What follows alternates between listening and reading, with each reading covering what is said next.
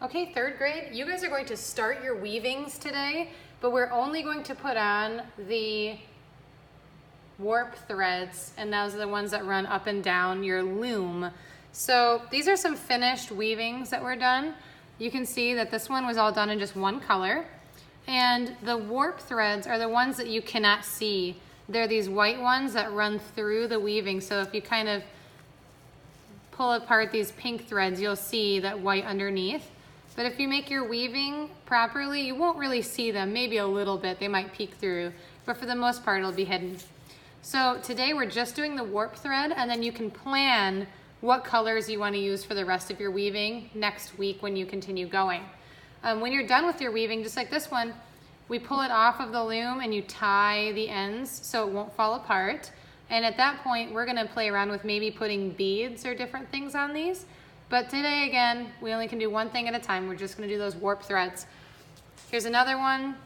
You can see there's lots of different colors, and it's been tied off so it won't fall apart. But again, she used a white warp thread. You know it's in there, it's kind of hidden.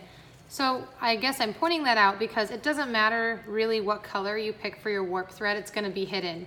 So it can be any color, you just want a nice thin string. And then here's another one where you can see they switched colors quite a bit, and they hung theirs on a dowel, a wooden dowel, which we might be able to do, and they started to braid the ends of theirs if you know how to braid.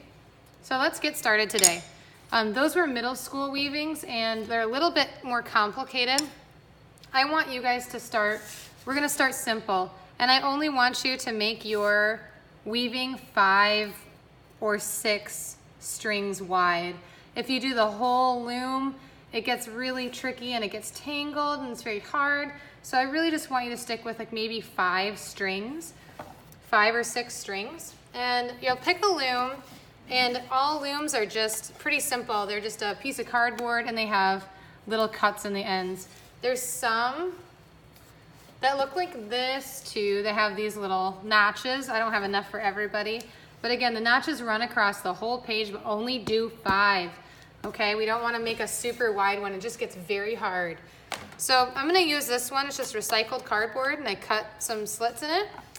And I'm going to use a piece of string that is not fuzzy. We don't want any fuzzy string. We just want like a normal, nice piece of string. If it's fuzzy, it's really hard to use for your weaving. Once you do the other threads that go back and forth, you can do the fuzzies. But for our warp thread, that's the thread that goes up and down, we want just normal string.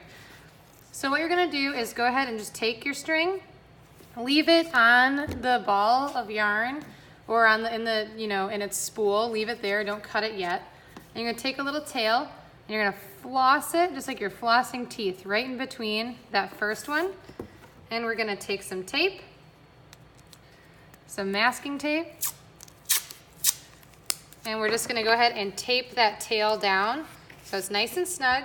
And on that piece of tape, I want you to write your name. Okay, it's very important. So write your name. These are all gonna look really similar at first.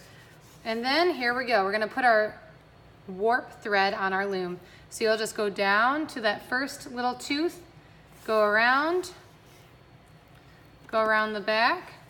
So it went all the way around the back, and it's gonna go all the way around the front to the next tooth, flossing it in between those little teeth. Floss. Floss.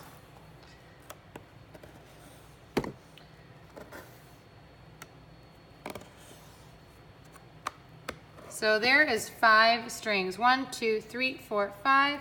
If you want to do 6, that's fine. Do not do more than 7, okay? I'm gonna go ahead and just stop at 6. That looks like a good width to me. I'm gonna go ahead and cut the string now. I'm gonna cut a tail. And then I will tape it down with one more piece of tape. So now my warp threads should be nice and taut. Okay, you don't want them sagging or like really loose. You want them nice and taut. So if you go like this, they kind of snap back to their original position.